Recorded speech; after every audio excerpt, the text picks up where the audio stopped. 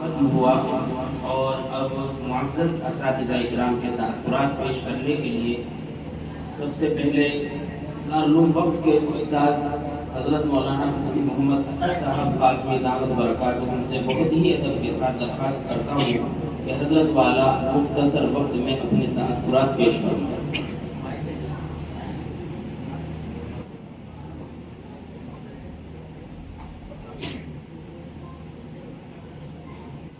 الحمدللہ رب العالمین والصلاة والسلام علی سید الانبیاء والمرسلین وعلی آلہ واصحابہ اجمعین۔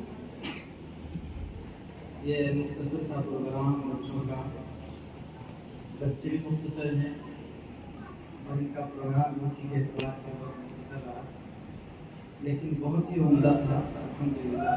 اور یہ پروگرام دیکھ کر کے بچوں کی کارکردگی اور بچوں کی محنت دیکھ کر بڑی خوشی ہوئی۔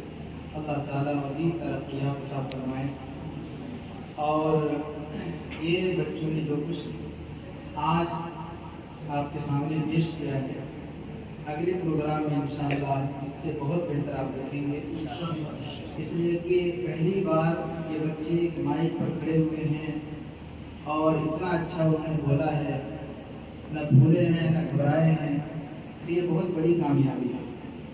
چاہے ان کا بیان مختصر تھا یا لمبا تھا، کسی کے ساتھ تھا یا تنہا، دو چار حدیثوں کا ترجمہ بھی کرنا کوئی آسان، یاد کرنا کوئی آسان کام نہیں ہوتا بچوں کے لیے۔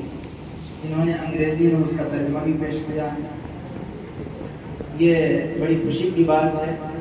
اور جامعہ علوم کا جو یہ شعبہ ہے اور جس مقصد میں محنت چل رہی ہے، جس رفتار کے ساتھ، انشاءاللہ یہ بڑی ترقی کی امید اس سے کی جا سکتی ہے۔ اور یہ بچے جو آج ہمارے سامنے ہیں، ہمارے لیے ہر ایک بچہ توجہ کا طالب ہے اور توجہ کے قابل ہے، چاہے وہ بہت ہی کمزور ہو۔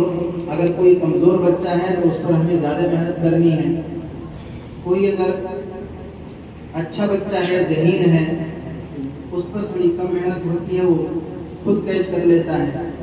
لیکن ایسا نہ ہو کہ جو بچہ کمزور ہے تو اس کو یوں چھوڑ دیا جائے کہ وہ کمزور ہے، سمجھتا نہیں ہے، تو پھر اس کی کمزوری باقی رہ جاتی ہے۔ اس لیے ہم اور یہ پورا عملہ جو بیٹھا ہوا ہے وہ اسی لیے ہے، ان بچوں کے اندر جو بھی کمی ہے اس کمی کو نکال کر کے اس کمی کا ازالہ کیا جائے اور ہر روز بہتر سے بہتر کرنے کی کوشش کی جائے۔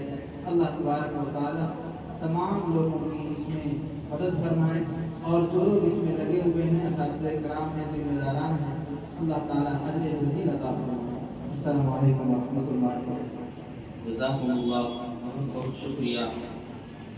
اب